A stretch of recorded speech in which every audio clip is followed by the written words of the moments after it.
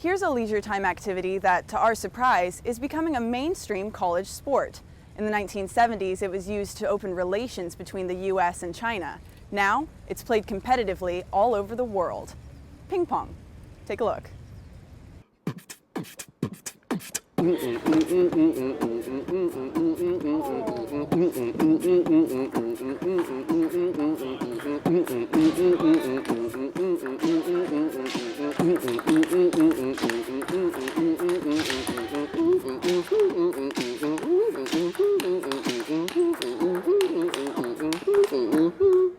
There's almost something futuristic and surreal about it, that I'm hitting this little ball with this very finely made piece of equipment that's meant to spring the ball, grip it just enough to put rapid spin, heavy rotation on it.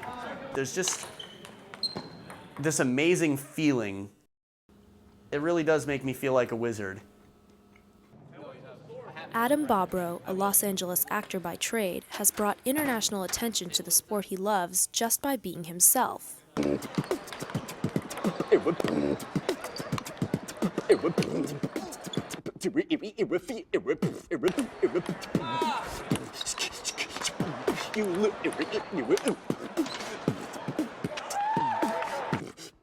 $21-0. How does that feel?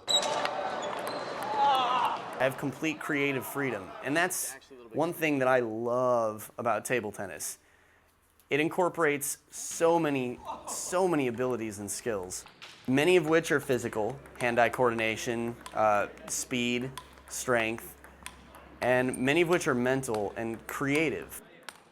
The ball has an infinite amount of axes, so no matter what spin is hit at you, you can hit any spin you want back, any. In table tennis, you're constantly setting yourself up for the next shot. You're thinking ahead. In Los Angeles, competitive player and coach Bella Livshin, nationally ranked first in her age group, teaches young and old alike. I'm like a measurement. If somebody beats me, yes, he approached some level. Table tennis, 8-year-old kid can play with a 50, 60, 70-year-old player, so there are no restrictions on that. But not everyone plays ping pong to compete. We have a program in the Gilbert Table Tennis Center, and it's through the UCLA doctors, so they send Alzheimer's patients to the game. Yana Moradian, vice president of the Gilbert Table Tennis Center in Los Angeles, heads the center's pilot Alzheimer's program. We are working off of a Japanese clinical study that has proven the positive effects of ping pong, and we've been seeing some incredible results. We have our instructors play with them one-on-one. Okay, now, random balls, okay? I will put the ball all over. I'm playing with 2 people, 2 men.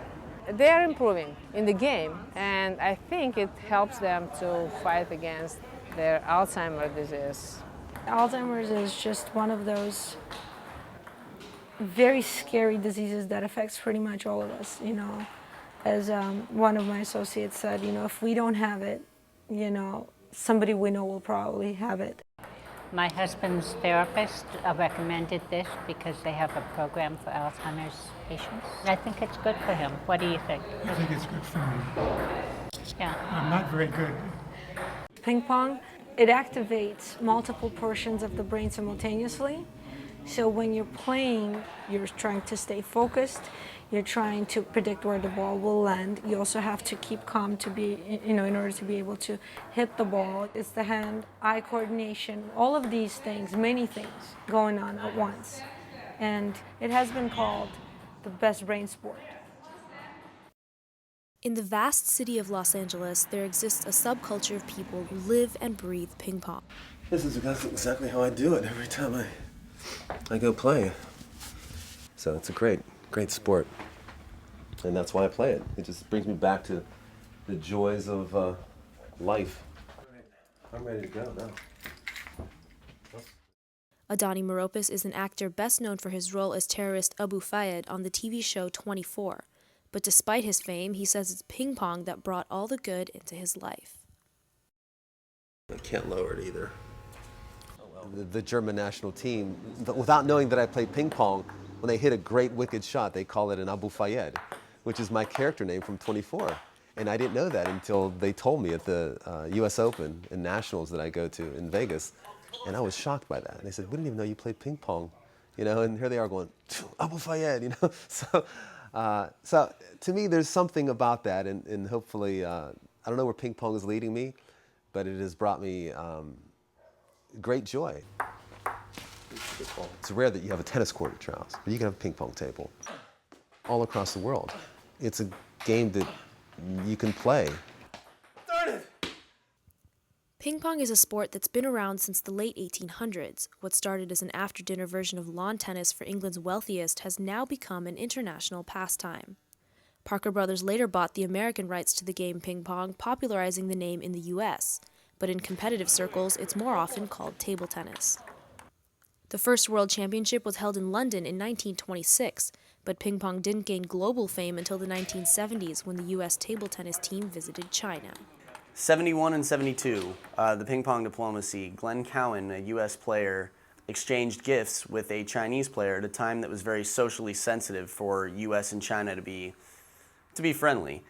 The leaders, Richard Nixon and Mao Zedong from China, sort of saw this as a great opportunity to be sort of a social lubricant or a handshake between the two countries. Through that friendship formed Nixon's friendship with Mao Zedong, and they call it ping pong diplomacy. It brought the world together, it changed the world. So ping pong, this little sport of ping pong, changed the world. A 2008 New York Times article labeled ping pong as only marginally popular, but millions of people are still playing. 17 million in the U.S. play recreationally, 50,000 play in an organized setting, and 7,000 compete. People like to play. It's the biggest number of players in the world playing ping pong except soccer. Soccer is #1 in the world. Table tennis is #2. For the people who love it, ping pong is more than just a game. Players of all skill levels compete in tournaments across Southern California, including at Santa Monica College. Here, players battle it out in round-robin tournaments every Sunday. Team sports are just so much more fun. She cheats. Yeah. It's a lot more fun to be with, you know, a group of people that want you to win, that are coaching you between games. You're playing Mo? Table tennis, where it thrives the most, is in countries that have teams leagues. Bobrow founded the Los Angeles Table Tennis Federation in 2009. The LATTF League is affiliated with USA Table Tennis, a member association of the International Table Tennis Federation. I'm hoping to bridge the gap because a very, very, very, very, very, very, very, very, very, very, very, very, very small percentage of people that love ping pong have ever even heard of a tournament or know what the USATT is.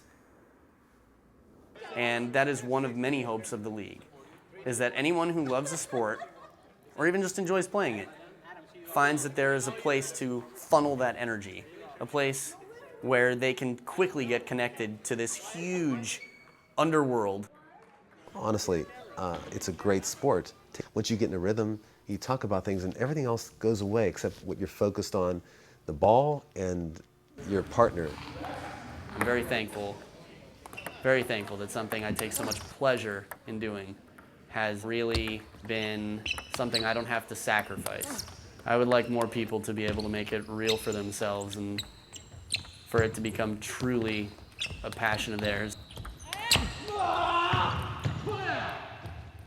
My vision for the future of ping pong in the US, I'm a dreamer, but I'm realistic, you know what I mean? I have high hopes. And I think what it's gonna take is leagues all around the country, people of all ages, beginners joining, clubs. There's gonna be a demand for clubs to open because so many people are gonna wanna play. I think people are gonna see that people like themselves, whether that's old Chinese men or guys with dyed hair. I don't dye my hair anymore. Whoever it is, the image is gonna change. Play a little ping pong, but it's not a breeze. Play a little ding dong, but it's not a breeze.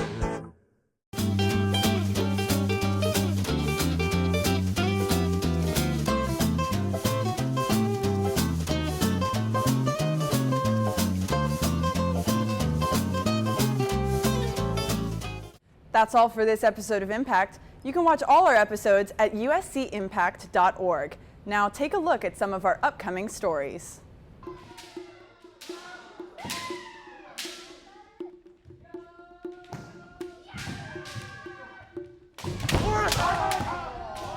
The word kendo comes from the word ken, meaning sword, and do is road.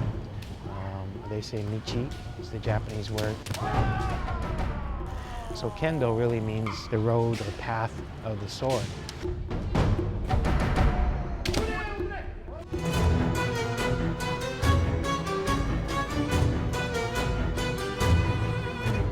Steampunk is Victorian-era science fiction, so we're looking at things like Jules Verne and H.G. Wells and all these writers who just had these fantastic visions of what the future could be like, or alternate versions of their own reality.